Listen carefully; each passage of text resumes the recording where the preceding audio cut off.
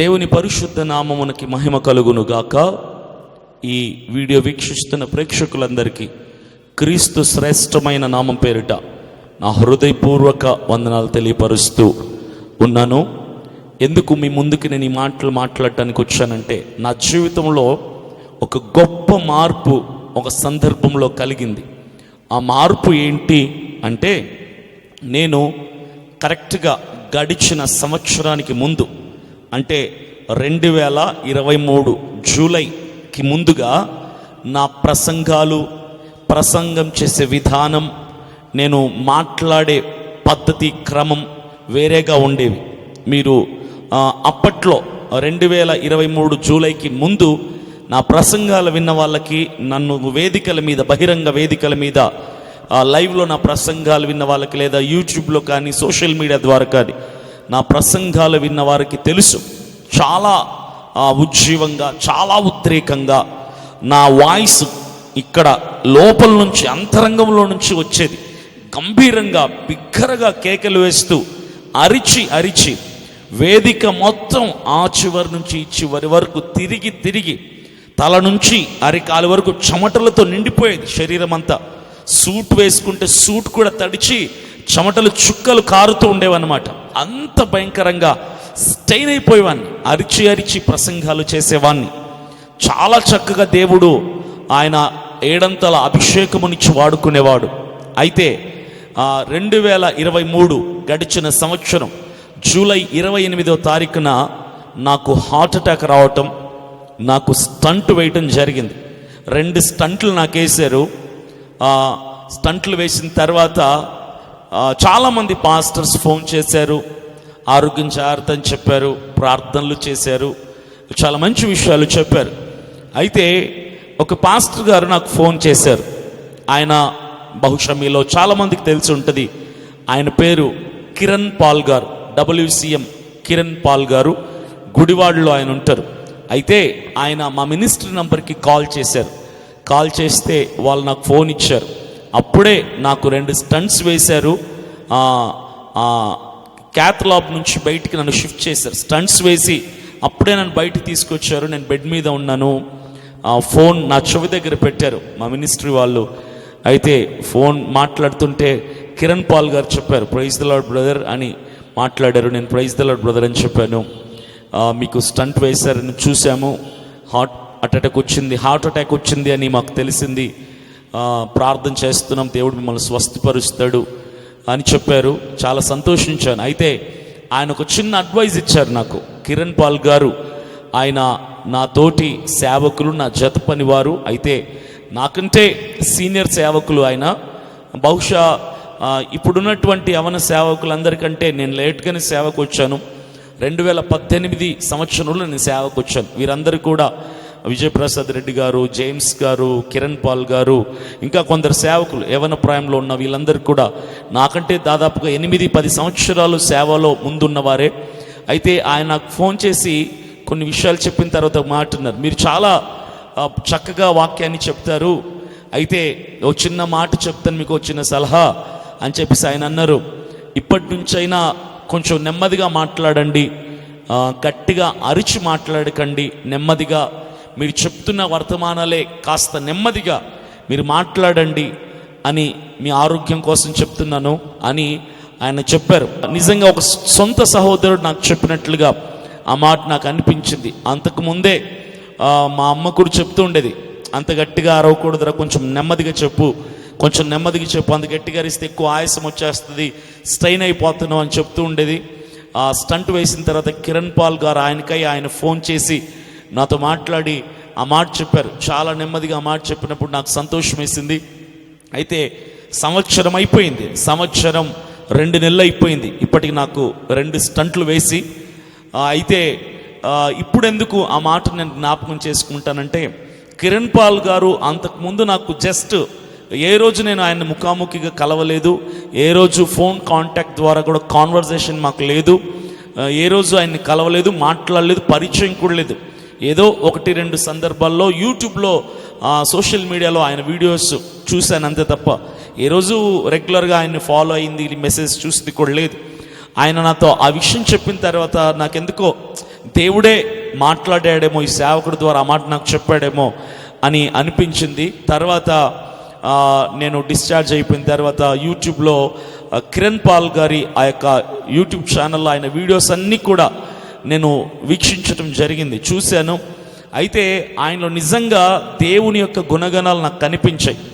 ఆయన్ని అప్రిషియేట్ చేయాలని కాదు, కానీ నిజంగా ఒక సేవకుడిగా, నా తోటి సేవకుడిలో దేవుని యొక్క ప్రేమ, దేవుని యొక్క తగ్గింపు, దేవుని యొక్క ఆ సాత్వికము, దీనత్వము కిరణ్ పాల్ గారిలో నాకు నిజంగా కనపడ్డాయి. ఆయన ప్రసంగాలన్నీ మ్యాక్సిమం ఆయన యూట్యూబ్లో ఉన్న ప్రసంగాలన్నీ నేను చూశాను.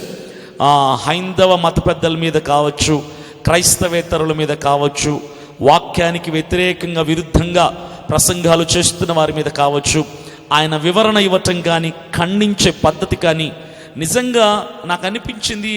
ఆ వీడియోలన్నీ చూస్తున్నప్పుడు ఈయన యవనస్తుడు ఇంత సహనంగా, ఇంత ఓర్పుతో, ఇంత చక్కగా, ఇంత సాత్వికంగా ఎలా మాట్లాడగలుగుతున్నారు అని నాకు నిజంగా ఆశ్చర్యం కలిగింది ఆయన వీడియోలు చూస్తున్నప్పుడు.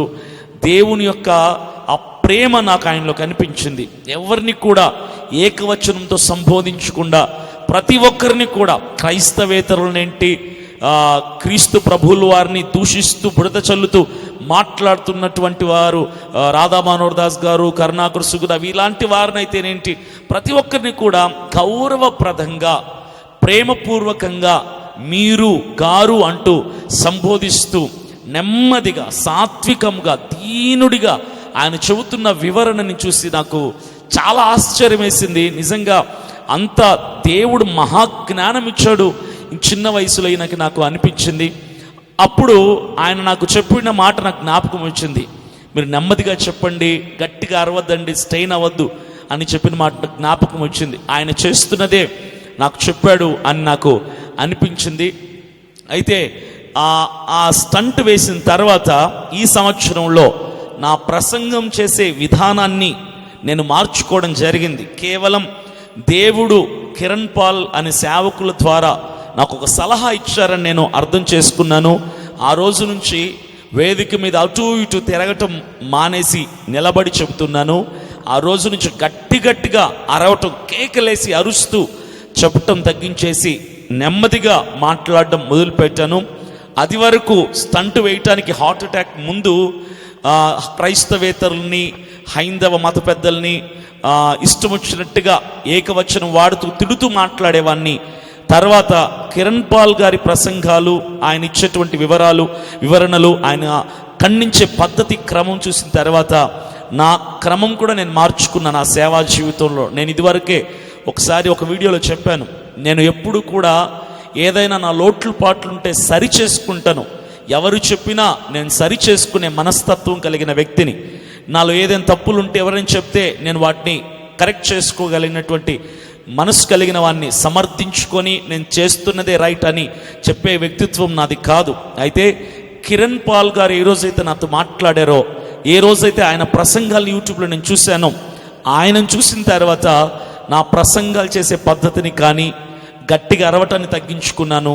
వేదిక మీద గంతులేయటం, తిరగటం, అరవటం ఇవన్నీ కూడా తగ్గించుకొని నెమ్మదిగా ఒక దగ్గర నిలబడి కొంచెం వాయిస్ని తగ్గించి కంటెంట్ మాత్రం అవే ప్రసంగాలు చక్కగా వివరిస్తూ చెప్పడం జరిగింది. అయితే ఆ స్టంట్కి ముందు నేను చేసిన ప్రసంగాలకి, స్టంట్ తర్వాత హార్ట్ అటాక్ వచ్చిన తర్వాత ఇప్పుడు నేను చేస్తున్న ప్రసంగాలకి చాలా వ్యత్యాసం ఉంది అని నా కుటుంబ సభ్యుల దగ్గర నుంచి సాక్ష్యం ఇస్తున్నారు.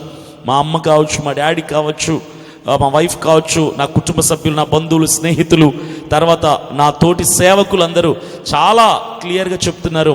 ఇది వరకు మీరు చెప్తుంటే కొంతమందికి అర్థమయ్యేది కాదు, కొంతమందికి ఇరిటేషన్గా ఉండేది, కానీ ఇప్పుడైతే ప్రతి ఒక్కరికి కూడా స్పష్టంగా మీ మాట అర్థమవుతుంది అని చెప్పారు. నిజంగా కిరణ్ పాల్ గారు, నా హృదయపూర్వక కృతజ్ఞతలు తెలియపరుచుకుంటున్నాను. నా హృదయపూర్వకంగా మీకు నేను థ్యాంక్స్ చెప్పుకుంటున్నాను. ఆ రోజు మీరు ఫోన్ చేసి ఆ ఒక్క మాట, ఆ మాట నిజంగా ఎందుకో నన్ను ఇన్ఫ్లుయెన్స్ చేసింది, ప్రభావితం చేసింది. తర్వాత మీ ప్రసంగాలు, మీరు ఇచ్చే వివరణలు, మీరు ఖండించే క్రమం, పద్ధతి నేను చూసినప్పుడు నాకు కూడా మీలో దైవత్వం నాకు కనిపించింది. మీ గుణం కానీ, మీ మాట్లాడే తీరు, way of preaching, way of explaining the word of God, way of approaching religious elders, ఆ క్రమం అంతా కూడా నాకు బాగా నచ్చింది. ఎన్ని ప్రశ్నలు అడిగినా ఓర్పుతో, సహనంతో, చక్కగా కోపపడకుండా, ముఖంలో కోపం, చిరాకు, ఇరిటేషన్ కనిపించకుండా ప్రేమపూర్వకముగా, నిజంగా నాకు మిమ్మల్ని చూసినప్పుడు, మీ వర్తమానాలు, మీ ప్రసంగాలు ఇవన్నీ చూస్తున్నప్పుడు నాకు అనిపించింది, క్రీస్తు యేసు ప్రభువుల వారు క్రైస్తవుల్ని ఇలాగే కదా ఉండమని చెప్పాడు, ఇలాంటి మనస్తత్వం కలిగి ఉండమన్నారు కదా, ఇలాంటి దీన మనస్కులై ఉండమన్నారు కదా. కానీ చాలామంది సేవకులు ఈ రోజుల్లో ఇలా ఉండటం లేదు, ఇష్టం వచ్చినట్టు మాట్లాడేస్తున్నారు, తిరగబడుతున్నారు, పోరాటాలు చేస్తున్నారు, అది చేస్తున్నారు, కరి చేస్తున్నారు అని నాకు అనిపించింది. ఏదైనప్పటికీ ఎవరిని విమర్శించడం నా ఉద్దేశం కాదు. ఈరోజు ఉన్నటువంటి సేవకులు ఎందరో ఉన్నారు, కానీ నేను ప్రత్యేకంగా దేవుని ప్రేమను బట్టి నేను ఇష్టపడుతున్నటువంటి సేవకులు కిరణ్ పాల్ గారిని నేను మనస్ఫూర్తిగా అప్రిషియేట్ చేస్తున్నాను. మీ కొరకు మేము ఎప్పుడు ప్రార్థన చేస్తూ ఉంటాం. Thank you. మీరు ఆ రోజు నాకు ఫోన్ చేసి ఆ మాట చెప్పడాన్ని బట్టి నాలో ఉన్నటువంటి కొన్ని విధానాలు నేను సరి చేసుకొని ఒక సరైన క్రమంలో ఈ రోజున వాక్య పరిచరణ చేస్తూ దేవుని అభిషేకాన్ని కలిగి అనేకులకు దీవెనకరంగా మార్చబడ్డాను. థ్యాంక్ యూ కిరణ్ పాల్ గారు. థ్యాంక్ యూ అండి. God bless you.